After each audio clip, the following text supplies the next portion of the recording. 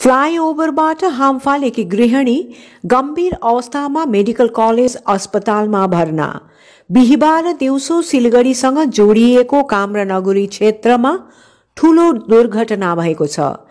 इलाकाका सबै मानिसहरू आफ्ना काममा व्यस्त हुँदा एक्कासी एक गृहिणी फ्लाईओभरबाट हाम फालेकी हुन्।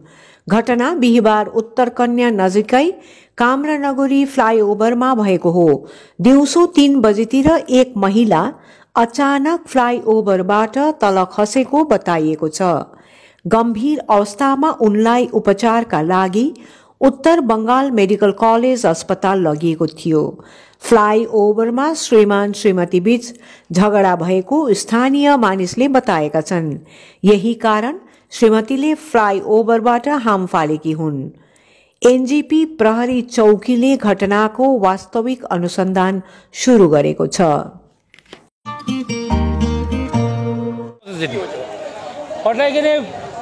মানে বোর্ড সিঁড়িটার থেকে যখন বউটা ঘরে বেড়ায় নিচে পড়ে গেছে, আমরা এখানে সবাই গল্প করতেছিলাম, দূরে আসলাম দেখি বউটার মুখ দিয়ে পুরো ব্লাড। তারপর জল টল দিয়ে ধরে সাইডে নিয়ে গেলো, ধরে একটা টোটো ওই পাশে ধরে ছেলেগুলো নিয়ে গেলো, নিয়ে একটা টোটোতে চড়ায় হসপিটালে গেলো। তারপর একটা ছেলে দূরে আসলো, বলতেছে আমার বউ। কী হয়েছিল? একটা অন্য ছেলে বললো, বলে ওরা দুজনে স্বামী স্ত্রী মারপিট করতেছিল টোটোরে ব্রিজে উড়েই। তারপর বউটা নামে মানে ফেলাই দিল, একটা টাকা দিয়ে পড়ে গেল, ও বলতে পারে না। ঘটনাটা আমরা এখানে অলরেডি পৌঁছেছিলাম সবাই, তো উপর থেকে পড়ে গেছে একজন মহিলা, ঠিক আছে। ওইখানে আমরা দূরে আসলাম, আওয়াজ পেলাম, দেখতেছি মহিলাটা ওখান থেকে পড়েছিল, ঠিক আছে। মুখ দিয়ে ব্লাড পড়তেছিল, ব্লাড পড়া ছিল। পড়ার পরে সাথে সাথে ওই দিক থেকে একটা ছেলে দৌড়ে আসে, বলছে আমার বউ।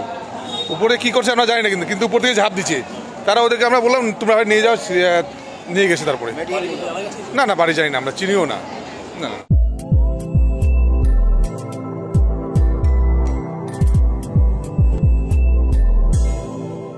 यो हो एसजी न्यूज।